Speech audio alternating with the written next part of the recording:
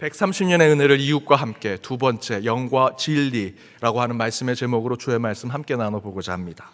오늘 말씀의 배경은 여러분 잘 아시는 말씀입니다. 예수님께서 사마리아 여인을 만나는 말씀의 내용이죠.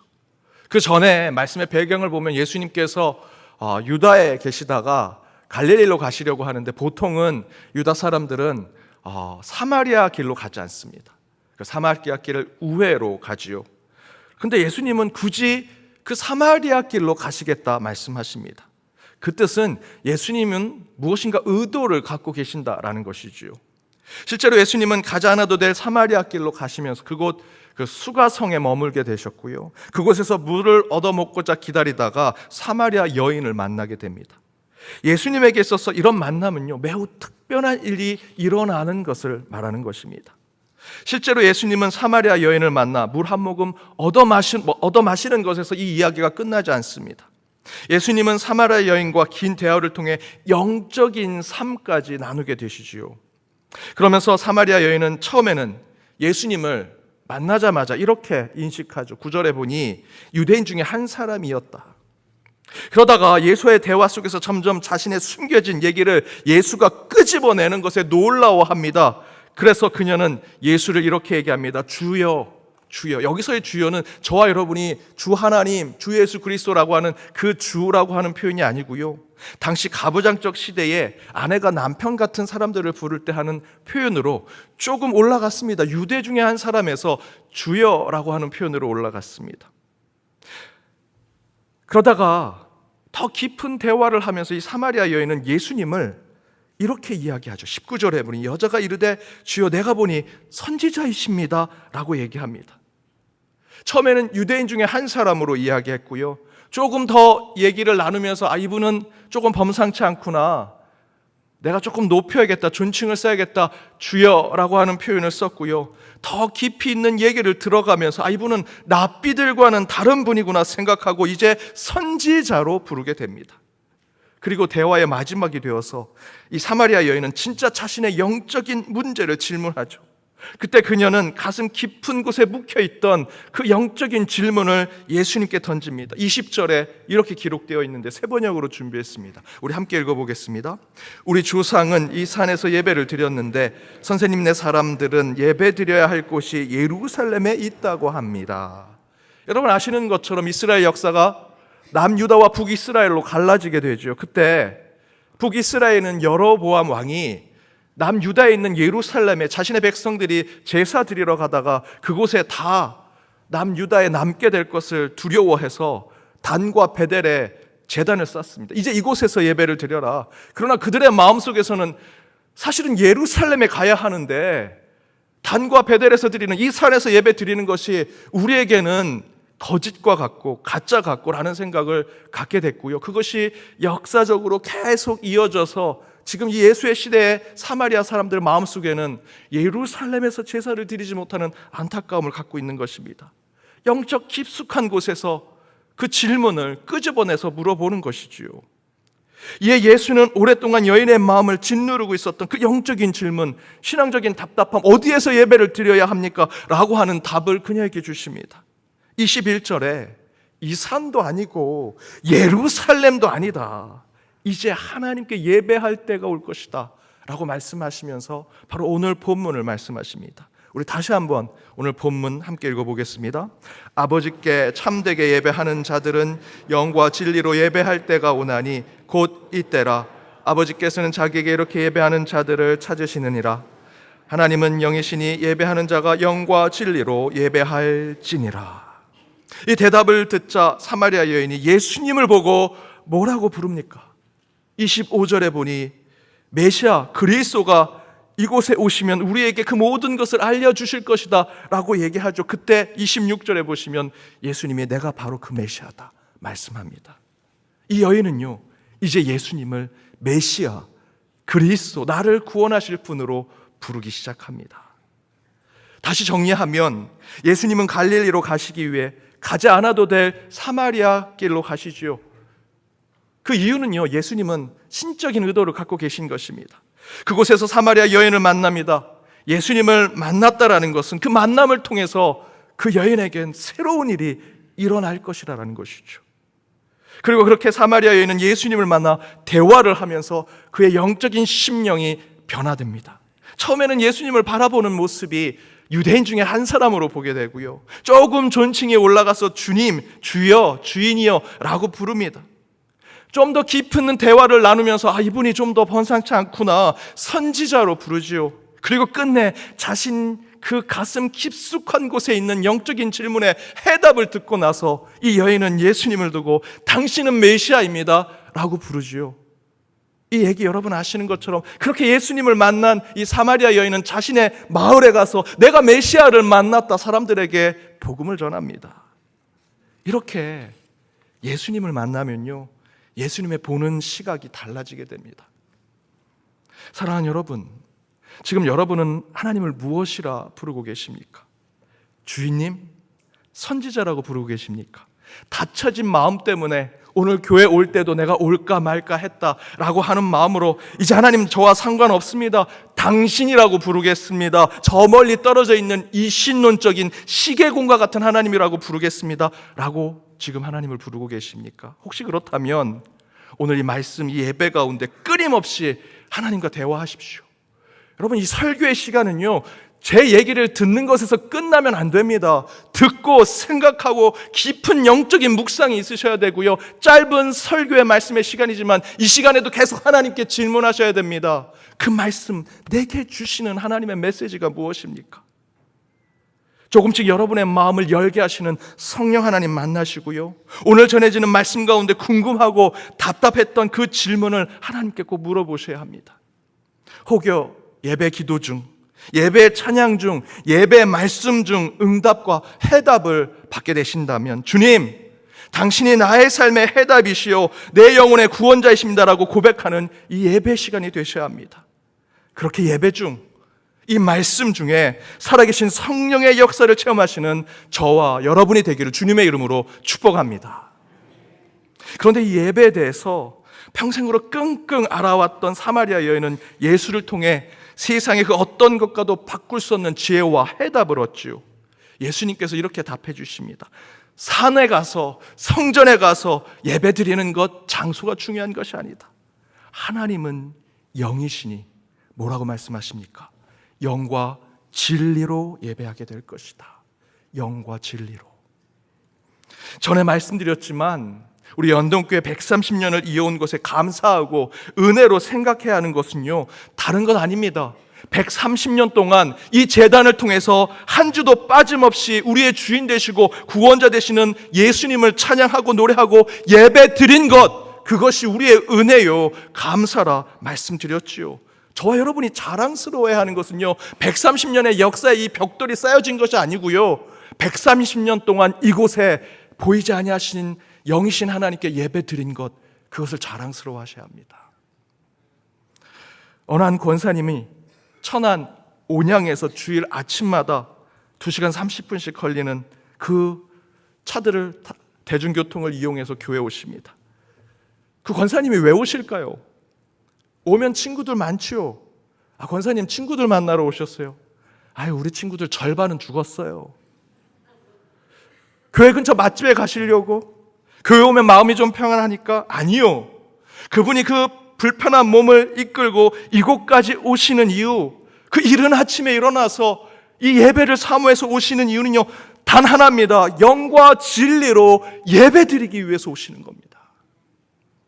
몸이 좀 불편하신 한 집사님이 일부 예배 때 전동 휠체어를 타고 오십니다. 미사리 근처에서 사십니다. 가까운 데 계신 것도 아니고요, 미사리 근처에, 제가 그 집사님께 신방 갈 때면 1년에 한 번씩은 신방을 가는데, 신방을 갈 때마다 저희들도 가는 게 쉽지 않은데 그럼에도 불구하고 그분은 일부 예배 꼭 참석하십니다. 비가 올 때면 전 걱정이 됩니다.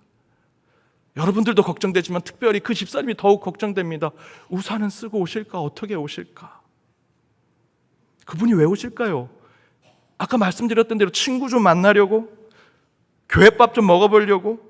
그분이 오신다고 저희들이 무슨 차비를 드리는 것도 아닙니다. 그저 저는 인사 끝나고 그분 인사하려고 인사 한번 하고 격려 말씀 드리는 게 제 유일하게 그분께 드릴 수 있는 건데, 오늘도 인사가 길어져서 끝내 만나지 못했습니다. 왜 오실까? 제가 특별히 그분께 집사님 왜 오십니까? 물어보진 않았지만 저는 분명히 확신합니다. 그 집사님 사람 보러 오시는 거 아니고요, 살아계신 하나님을 예배 가운데 만나기 위해서 오시는 겁니다.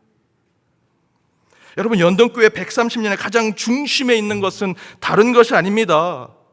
예배 때문에 그 130년이 우리의 자랑과 은혜가 되어야 합니다. 일제시대에 일본 순사들이요, 이 예배 중 저 뒤에서 예배를 지켜봅니다. 목사가 설교 중에 일본에 대해서 부정적인 말을 하지 않을까, 장로가 기도 중에 혹시 일본에 대해서 잘못된 얘기를 하지 않을까, 그렇게 누군가가 감시하고 있는데도요, 저희는 예배를 지켰습니다. 6.25 전쟁 때도 바로 이 위치는 아니지만, 이 장소는 아니지만 연동교회 이름이라는 그 예배자라는 이름으로 곳곳에서 예배를 드렸고요, 50여 년 전 이 교회 이 터는요, 불이 나서요 모든 게 무너졌고 벽돌 몇 개만 남는 그 절망의 이 터에서, 이 자리에서도요, 우리 연동교회 성도들, 우리 믿음의 선배들은요, 눈물로 영이신 하나님께 예배드렸습니다.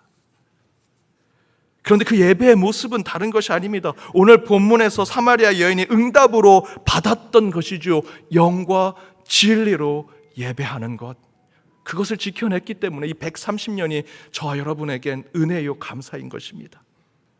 그런데 여러분, 영과 진리로 예배 드린다는 것은요, 모순적인 것을 얘기합니다.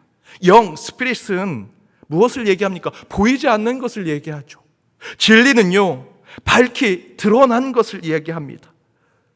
성경 본문을 주석해서 보면 여기서의 진리는 곧 예수 그리스도를 얘기합니다. 예수 그리스도는 특별 계시 가운데 하나님이 이 땅에 우리 눈앞에 보여준 성육신으로 나타난 하나님을 얘기하죠. 곧 진리는요, 밝히 드러난 것, 보이는 것을 얘기합니다. 눈에 보이지 않는 것과 밝히 드러나 눈앞에 보이는 것이 함께 어우러져서 예배로 나아간다. 모순적이죠. 아이러니합니다. 어떻게 보이는 것과 보이지 않는 것이 함께하는 예배를 드릴 수 있을까? 그러나 하나님은요, 영과 진리로 보이는 것과 보이지 않는 것이 함께 어우러져서 예배를 드리라 우리에게 말씀하고 계십니다. 그렇다면 영과 진리로 예배 드린다는 것, 보이는 것과 보이지 않는 것이 같이 어우러져 영이신 하나님께 예배로 나아간다라고 하는 것은 어떤 의미를 가지고 있을까? 어느 조각가가 거리에 큰 돌을 두고 조각을 하기 시작합니다. 그 돌을 쪼고 깨고 다듬으면서 작품을 만들기 시작하더니 멋있는 사자를 조각해냅니다. 그 조각하는 모습을 오랜 동안 지켜봤던 한 꼬마가 그 조각가에게 이렇게 얘기합니다. 아저씨는 저 돌 속에 그 사자가 들어있는지 어떻게 아셨어요? 여러분, 그 돌 속에 사자가 있었습니까? 아니지요. 사자는요, 그 돌 속에 있었던 것이 아니고 그 조각가의 머리와 가슴 속에 있었죠. 그런데 그 조각가의 마음 속에 있는 사자가 돌덩이에 조각되지 않았다면 우리 모두는요, 그 사자를 보지 못했을 것입니다. 그 조각가가 그 돌을 쪼고 깨고 다듬어서 자신의 가슴 속에 있는 그 멋진 사자를 거기에 조각해냈기 때문에 그 사자를 보게 된 것이죠. 영과 진리로 예배를 드린다는 것은 이와 같습니다. 예배는 영적인 것이죠. 보이지 않습니다. 그러나 그 마음속에 영적으로 추구하고 갈구하는 것을 눈에 보이는 이곳에 쏟아내지 않으면요, 우리는 영원히 우리 마음속에 있는 사자를 보지 못할 것입니다. 우리 마음속에 있는 예배에 대한 갈급함을 드러내지 못할 것입니다. 우리 가슴 속에 있는 그 사자를 보고자 한다면 내 마음 속에 있는, 보이지는 않지만 내 생각, 내 마음, 내 하나님을 향한 뜻을 이곳 바로 이 예배의 초소에 쏟아내고 노래하고 몸으로 표현할 때 비로소 밝히 드러나는 것, 이것이 어우러질 때 이것이 예배라는 것입니다. 곧 우리 연동교회가 130년 동안 지켜낸 예배는 영과 진리의 예배, 보이지 않는 것과 보이는 것에 가장 높은 가치를 세우고 그 하나님을 향한 경외함을 표현하는 것, 이것이 우리가 드리는 참된 예배였지요. 보이지 않는 것만 추구하는 것이 아닙니다. 신비와 미리로만 가득한 예배가 되어서는 안 됩니다. 그렇다고 예배가 눈에 보이는 것으로 다수결의 의견에 따라서 예배의 시간을 1시간 반을 결정하는 그런 예배가 돼서도 안 됩니다. 찬양을 몇 곡 할지 회의를 거쳐서 결정하는 예배가 돼서도 안 되지요. 예배가 민주적이어야 된다, 그럴 수 없습니다. 눈에 보여지는 것만으로 예배 또한 드릴 수 없습니다. 보이지 않는 영이신 하나님을 찬양하고 경배하는 예배를 지키는 것만큼이나 그 예배를 준비하고 그 예배를 드리는 모든 이들이 표현하는 예배의 순서 하나하나, 예배자의 태도와 복장과 몸짓 하나하나의 의미와 가치를 담아낼 때 그것이 영과 진리로 드리는 예배가 된다라는 것입니다. 우리 가슴 속에만 사자가 있어서는 안 됩니다. 그 가슴 속에 있는 사자가 조각품으로 표현되어야 합니다. 우리 안에만 하나님을 경외하고 주님을 찬양한다는 마음만 있어서는 안 됩니다. 그 영적인 갈망과 그 기대가 지금 드려지는 이 예배 처소 가운데 마음껏 노래되어지고 찬양되어지고 함께 그것이 드러나야 한다라는 것입니다. 그게 영과 진리로 예배하는 것. 따라서 이렇게 보이지 않는 영이신 하나님을 향해 눈앞에 밝히 드러나는 진리의 예배를 드리는 모습은요, 곧 지금 예배 드리는 이 순간에 모든 것에 신실한 자로 앞에 서는 것을 이야기합니다. 보이는 모습이든 보이지 않는 모습이든 모든 면에 신실한 자로 서는 예배자가 되는 것. 제 아들이 삶에 대한 인식을 조금씩 하기 시작하면서 초등학교 바로 들어가기 전 7살 때쯤 제게 교회와 신앙에 대한 궁금한 것을 묻기 시작했습니다. 저희 가정은 제 아내가 저희 아이들이 교회 가기 전에 토요일 날 밤에 성경책, 헌금, 또 내일 입고 갈 옷을 다 미리 준비해 놓습니다. 그걸 지켜보던 제 아들이 저한테 살짝 와서 이렇게 묻습니다. 아빠, 지난 주일도 교회 갔는데 이번 주일도 또 교회 가야 돼요? 듣고 보니 굉장히 심오한 질문입니다. 그래서 아이들 눈높이에 제가 이렇게 대답해 줬습니다. 너 오늘 점심 먹었지? 배고프면 저녁도 먹어야지. 점심 먹었다고 그 다음부터 밥 안 먹을 거야? 배고프면 그 다음 식사 때도 밥을 먹는 거야. 그렇게 예배 드리는 거야. 그랬더니 제 아들이 이렇게 얘기합니다. 그럼 배 안 고프면 교회 안 가도 되는 거죠? 최근에 제 아들에게 제가 이 얘기를 해봤습니다. 그랬더니 본인은 전혀 기억 못 하더라고요. 지금은 교회 가는 게 제일 좋다고. 그런데 정작 그때 제 아들이 던졌던 그 예배에 대한 질문이 이 잔잔한 호수에 작은 돌멩이를 던진 것처럼 제 마음속에, 제 목회하는 제 가슴속에 계속 파동이 치기 시작합니다. 제가 그렇다고 다음 주일날 가지 말까 갈까 이걸 고민하는 건 아닙니다. 그런데 예배에 대한 고민이 시작됐습니다.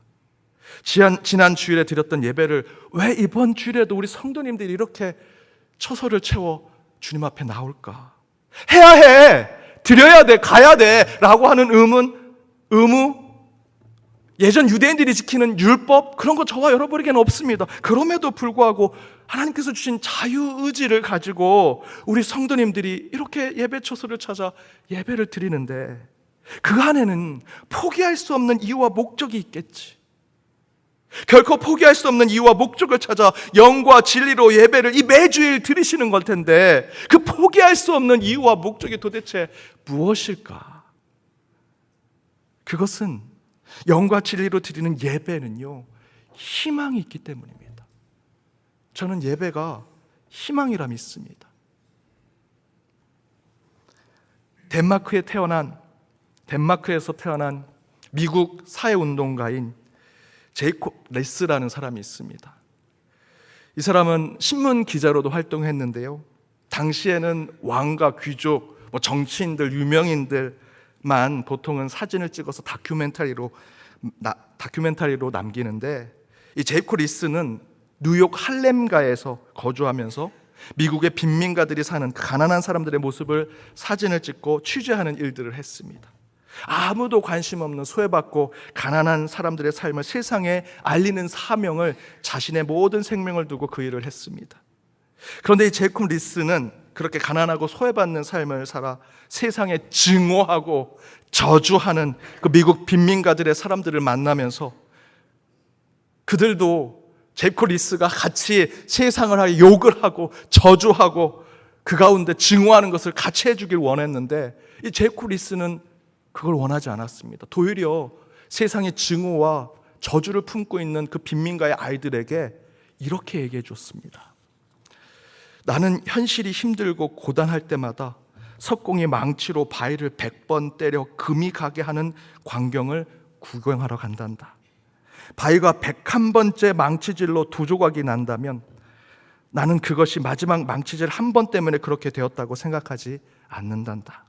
왜냐하면 분명히 그것은 이전에 망치질을 100번 했기 때문에 그것이 반으로 쪼개진 것이다.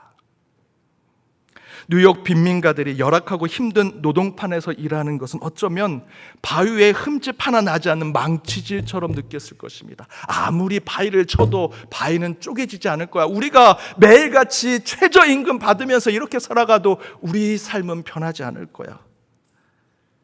내 자녀들이 학교 가서 그렇게 부한 자녀들과 공부하는 거 아무 도움이 안 될 거야. 너 공부할 필요 없어 라고 얘기하는 그 가난한 가정들, 다 헛된 일이야. 우리는 어차피 가난하고 못 사는 사람들인데 라고 하는 그런 그들의 상황 가운데서 이 제코 리스는 그들에게 이렇게 얘기합니다. 그래도 내려치고 또 내려치고 100번 200번 바위가 쪼개질 때까지 내려칠 때 비로소 언젠가 바위가 반으로 갈라지는 것처럼 너희의 삶도 포기하지 말고 내려치고 또 내려쳐야 한다. 저는 이 이야기에서 영과 진리로 예배를 드리는 답을 찾게 되었습니다. 왜 우리는 그렇게 반복적이고 때론 율법적으로 보이는 것처럼 느끼는 이 예배를 이렇게 드리는 것일까? 그 이유는 이 예배는 끝내 하늘의 소망, 이 땅의 희망, 예배자의 비전을 끝내는 주께서 이루어 주실 것을 우리가 확신하기 때문에 오늘 예배 가운데 응답을 받지 못할 수 있습니다. 오늘 드려지는 이 제사 가운데 치유를 받지 못할 수도 있습니다. 헛된 망치질을 하는 예배가 오늘도 다음 주일도 그 다음 주일도 드려질 수도 있습니다. 그러나 석궁이 바위를 반으로 쪼개기 위해서는 헛돼 보이는 망치질을 100번, 1000번이라도 내려치는 것처럼 우리도 그 희망이 이루어질 때까지 드리는 예배가 바로 저와 여러분이 드리는 이 모습입니다.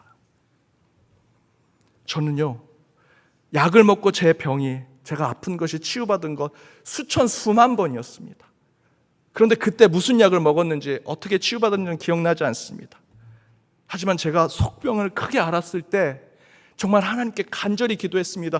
그때 드렸던 예배가요, 치유 집회, 찬양 집회 그런 거 아니었습니다. 지금 2부 예배와 똑같이 앉았다 일어섰다 앉았다 일어섰다 교동문 외우고 같이 기도하고 딱딱하게 드리는 전통스러운 예배였습니다. 그때 저는 끊임없이 계속 기도했습니다. 하나님, 이 아픈 배를 치유해 주십시오. 마지막 목사님이 축도해 주시는데 그 축도 가운데 치유의 선포가 나오는데 저는 그때 치유받았습니다. 전통 예배, 아무 일도 일어날 것 같지 않은 이 예배 가운데 치유받은 그때를 저는 지금도 기억하고 있습니다. 여러분, 오늘 드려진 이 예배가 몇 번째 망치질을 하는 예배이십니까? 여전히 헛돼 보이죠? 금도 가지 않습니다. 흠도 하나도 나지 않은 것 같습니다. 그러나 여러분 기억하십시오. 여러분이 영과 진리로 드리는 예배는 쌓이고 쌓이면 반드시 실현된 희망으로 여러분에게 다가올 것입니다. 갈라디아서 6장 9절에 예배자로 선을 행하되 낙심하지 말라. 포기하지 않으면 반드시 주님은 때가 이룰 때 거두어 주신다 약속해 주고 계십니다. 그렇게 영과 진리의 예배 가운데 끝내 응답의 때를 맞이하시는 저와 여러분 연동의 모든 권속들 되시길 주님의 이름으로 축복합니다.